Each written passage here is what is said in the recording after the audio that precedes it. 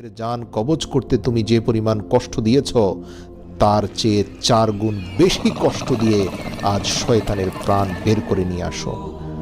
আল্লাহর আদেশে মালাইকাল মউত এমন ভীষণ অগ্নিমূর্তি ধারণ করবেন যে তার সেই মূর্তি দর্শন করা মাত্রই দুনিয়ার যে কোনো জিন, মানব বা দৈত্য দানব মৃত্যু মুখে পতিত হতো।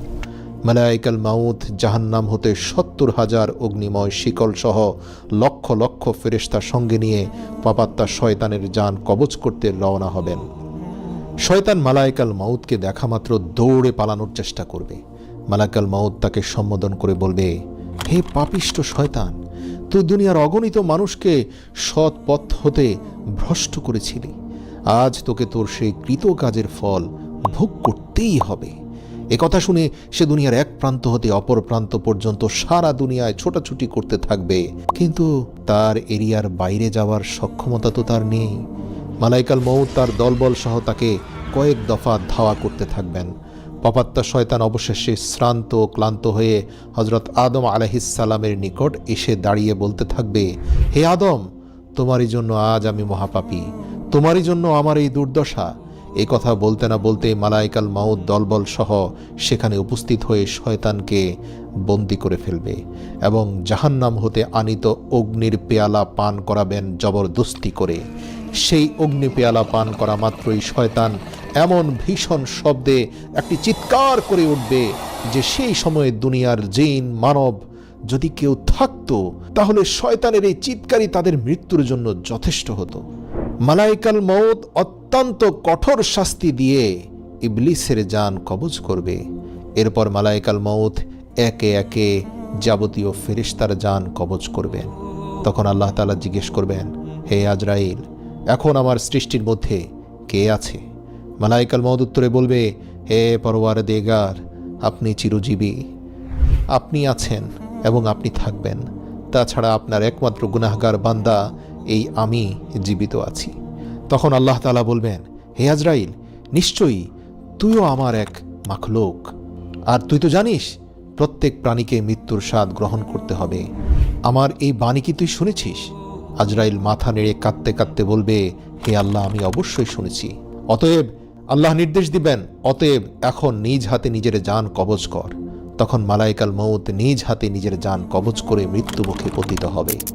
অতঃপর 40,000 বৎসর পর্যন্ত এক আল্লাহ ব্যতীত আর কোনো কিছুরই অস্তিত্ব থাকবে না। তখন আল্লাহ তাআলা আসমান ও জমিনকে সম্বোধন করে বলবেন, এখন আসমান ও জমিনে কার বাদশাহী? যারা ক্ষমতা ও ধনের গর্বে গর্বিত হয়ে ধরাকে সরা জ্ঞান করত, যারা আমার রাজ্যে বসবাস করে আমার নিয়ামত উপভোগ করে আমারই বিরুদ্ধচারণ করত, তারা আজ কোথায়? যখন কেউই এর কোনো উত্তর প্রদান করবে না, তখন আল্লাহ তাআলা পুনরায় বলবেন, আজ কেউ নেই আমার বিরুদ্ধচারণ করার জন্য, আজ কেউ নেই, কেউ নেই আমার নাফরমানি করার জন্য। বিশ্বজগৎ একমাত্র আমারই রাজ্য, আর আমি এর একমাত্র সার্বভৌম প্রভু।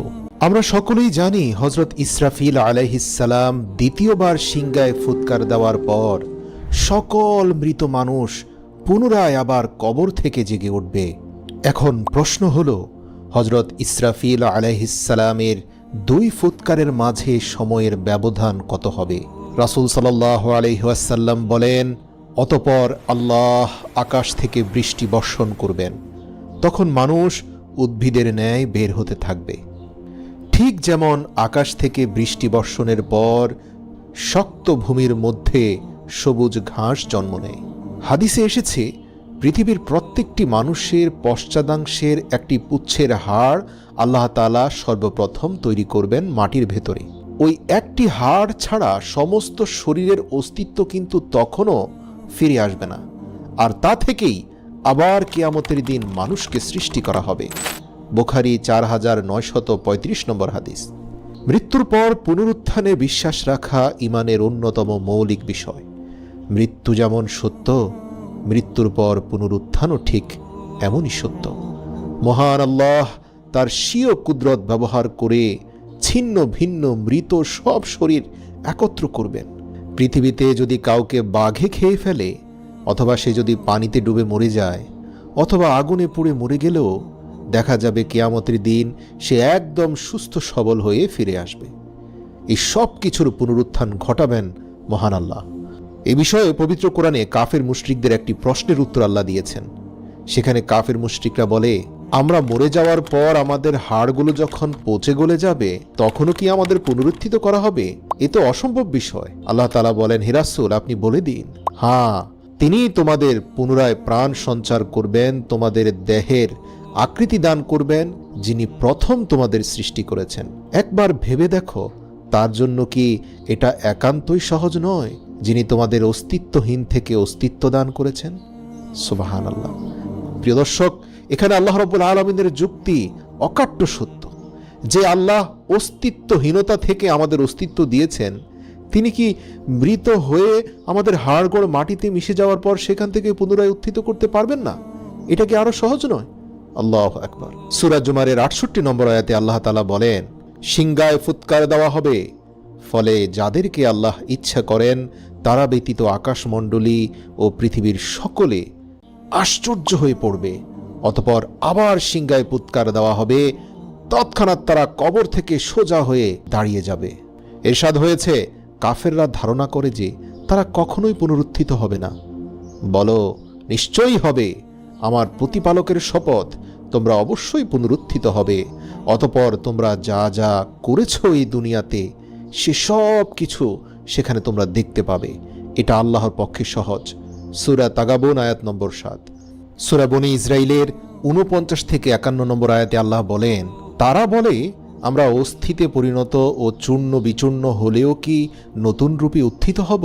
হে রাসূল, বলে দাও, তোমরা হয়ে যাও, তোমরা চূর্ণ বিচূর্ণ হও, অথবা পাথর বা লোহা হও, অথবা এমন কিছু যা তোমাদের ধারণায় খুবই কঠিন, অবশ্যই আমি তোমাদের পুনরুত্থিত করব। বলে দাও, তিনি তোমাদের পুনরুত্থিত করবেন, যিনি তোমাদের প্রথমবার সৃষ্টি করেছেন।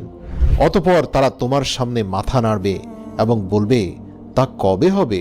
হে রাসূল, বলো, সম্ভবত তা শীঘ্রই হবে। পুনরুত্থান পর্বে প্রথম যে কবরটি ফেটে যাবে সেটি হলো পৃথিবীর শ্রেষ্ঠ মানব মহানবী সাল্লাল্লাহু আলাইহি ওয়াসাল্লামের কবর। হাদিসে এসেছে, কিয়ামত দিবসে মানুষ অজ্ঞান হয়ে পড়বে এবং সর্বাগ্রে জমিন ফেটে যাবে। অন্য হাদিসে এসেছে, আল্লাহর রাসূল বলেছেন, কিয়ামত দিবসে সকল মানুষ অজ্ঞান হয়ে পড়বে এবং আমি সর্বপ্রথম জ্ঞান ফিরে পাব। সুবহানাল্লাহ। মানুষ ও জিন জাতির জন্য পুনরুত্থান হবে অনেক ভয় ও উৎকণ্ঠা। নবী রাসূলরাও সেদিন ইয়া নাফসি ইয়া নাফসি বলতে থাকবে। আল্লাহ বলেন, যখন সিংগায় ফুৎকার দেওয়া হবে তখন তারা কবর হতে ছুটে আসবে তাদের প্রতিপালকের দিকে। তারা বলবে, হায় দুর্ভোগ আমাদের, কে আমাদের নিদ্রাস্থল থেকে উঠালো? দয়াময় আল্লাহ তো এরই প্রতিশ্রুতি দিয়েছিলেন এবং রাসূলরা সত্যই বলেছিলেন। এটা হবে কেবল এক মহানাদ। তখনই তাদের সবাইকে উপস্থিত করা হবে আমার সামনে, ইচ্ছায় হোক বা অনিচ্ছায়। সূরা ইয়াসিন আয়াত 51 থেকে 53। অনেক মানুষ সেদিন বিক্ষিপ্ত পঙ্গপালের ন্যায় উত্থিত হবে, অর্থাৎ তাদের অবস্থা এমন হবে যে উঠে তারা এদিক সেদিক দৌড়াদৌড়ি করে পালাতে চাইবে। মানে এই যে পুনরুত্থান, এটাই তারা বিশ্বাস করত না, কিন্তু যখন পুনরুত্থিত হয়েই গেল, এখন পালানোর জায়গা কোথায়? তাই পঙ্গপালের ন্যায় এদিক সেদিক দৌড়াবে। আল্লাহ বলেন, অপমানে অবনমিত চোখে তারা কবর থেকে বের হবে বিক্ষিপ্ত পঙ্গপালের ন্যায়। তারা এক আহ্বানকারীর দিকে ছুটে আসবে ভীত বিহব্বল হয়ে। কাফেররা বলবে, কঠিন এই দিন, হায় আল্লাহ। সূরা কামার আয়াত নম্বর 7 থেকে 8। গ্রীষ্মকালে অনেক সময় দেখা যায় মাটি ফুঁড়ে পোকামাকড় বের হয়ে ছুটাছুটি করতে থাকে। পুনরুত্থানের সময় মানুষের অবস্থাও অনেকটা এমন হবে। যেমন ধরুন, শান্তি শৃঙ্খলায় থাকা একটা পোকার গর্তে যদি আপনি পানি ঢেলে দেন, তাহলে সেগুলো উপরে উঠে এদিক সেদিক দৌড়াদৌড়ি শুরু করে দেয়। এর কারণ তাদের এই শান্তিময় আবাসভূমিতে আপনার পানি দেওয়াটা তারা সহ্য করতে পারেনি। একইভাবে যারা পুনরুত্থিত হবে, তাদের এই পুনরুত্থানের ব্যাপারে কোনো ধারণাই ছিল না, তারা অবিশ্বাস করত। কিন্তু আজ যখন বাধ্য হয়ে পুনরুত্থিত হতেই হলো, তাই তারাও পোকামাকড়ের মতো এদিক সেদিক পালিয়ে যাওয়ার চেষ্টা করবে।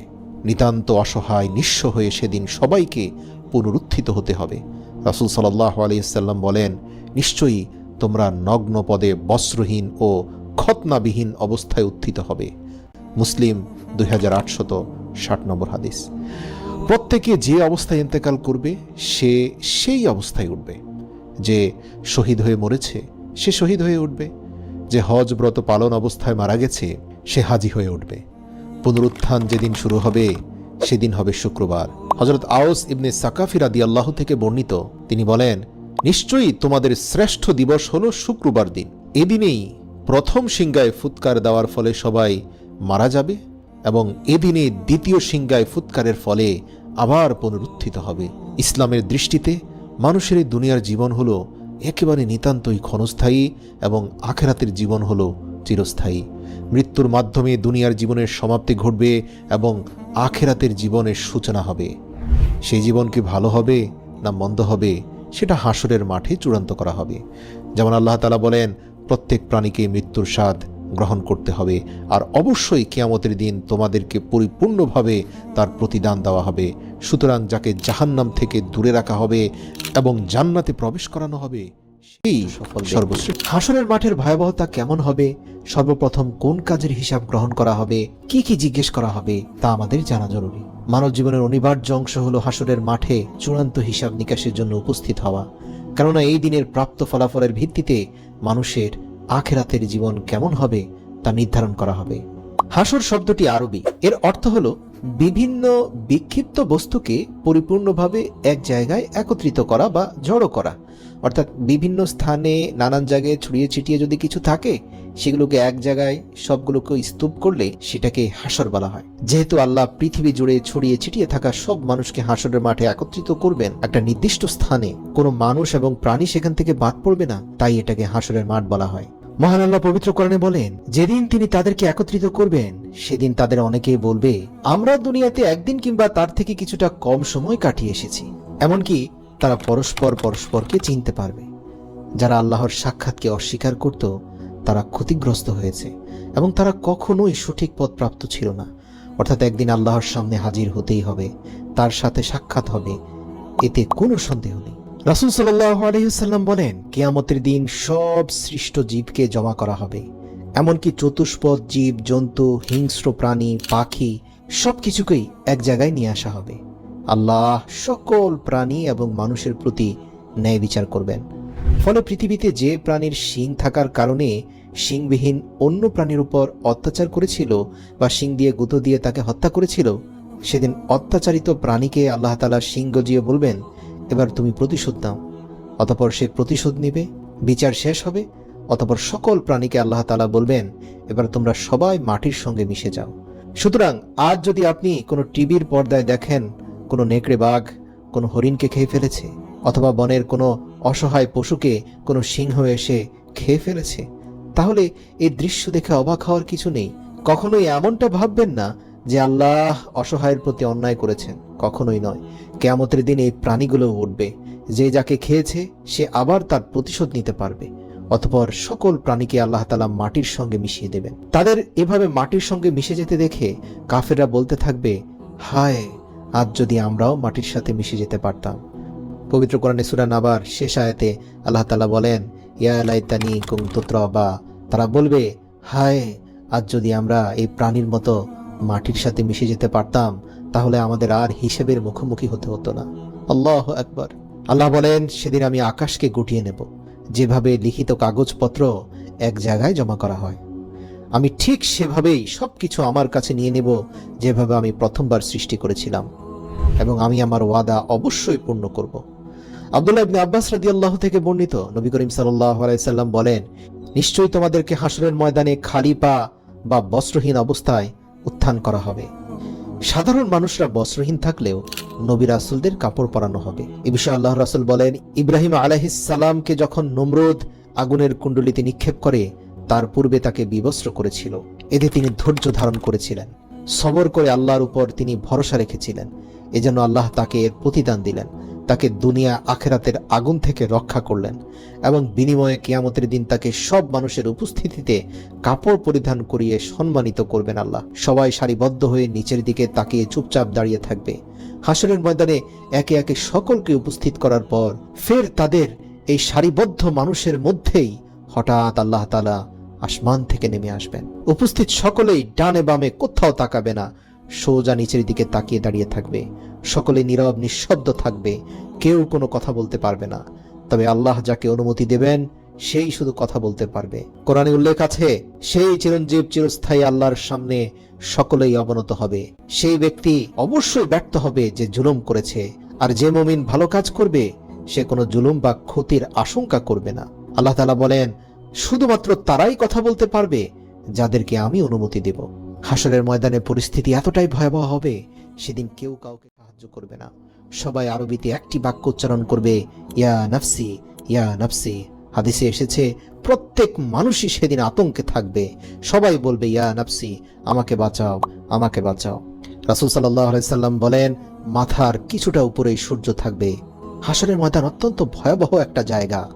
যেহেতু সূর্যকে মানুষের কাছাকাছি রাখা হবে, সেই সূর্যের তীব্র উত্তাপে সবাই ছটপট করতে থাকবে। কেউ কেউ ঘামের নদীতে হাবুডুবু খেতে থাকবে। আবার সূর্য মাথার উপর থাকার পরেও কারো কোনো ক্ষতি হবে না, হাসি খুশি থাকবে। এই সবই হবে তার আমলের বহিঃপ্রকাশ। সুবহানাল্লাহ। কিছু মানুষ চিৎকার করে এদিক সেদিক বলবে, দেখো আমার আমলনামা। হ্যাঁ, আমি জানতাম আমাকে এমনই ভাবে আল্লাহর সম্মুখীন হতে হবে। সে চিৎকার করে মানুষকে নিজের আমলনামা দেখাতে থাকবে। যার আমলনামাটি ডান হাতে আছে, সে বারবার মানুষের দৃষ্টি আকর্ষণ করার চেষ্টা করে বলবে, আরে দেখো, কোথায় আছো তুমি, এই অমুক, দেখো দেখো দেখো আমার আমলনামা ডান হাতে। আমি জানতাম, আমি জানতাম। সে অনেকটা এভাবে চিৎকার চেঁচামেচি করে আনন্দ উচ্ছ্বাস করতে থাকবে। আবার তাদের মধ্যে কিছু লোক শুধু পালাতে থাকবে। পরিচিত কারো সামনে পড়লে নিজেকে লুকিয়ে রাখার চেষ্টা করবে, কেননা তার আমলনামা বাম হাতে। আর এই আমলের মধ্যে এমন সব তথ্য আছে যা প্রকাশ্যে সবার সামনে দেখা যাবে। আর সেই সকল গুনাহ সে দুনিয়ার বুকে গোপনে করেছে, অথচ সে প্রকাশ্যে ছিল একজন ভালো মানুষ, একজন শ্রেষ্ঠ মানুষ। তাকে সবাই জানতো বড় আলেমে দ্বীন হিসাবে, তাকে সবাই জানতো সমাজের শ্রেষ্ঠ একজন সম্মানিত মানুষ হিসাবে। অথচ গোপনে, অন্তরালে, পর্দার আড়ালে সে যে এত পাপ করেছে, আজ বাম হাতের আমলনামা সব বলে দিচ্ছে।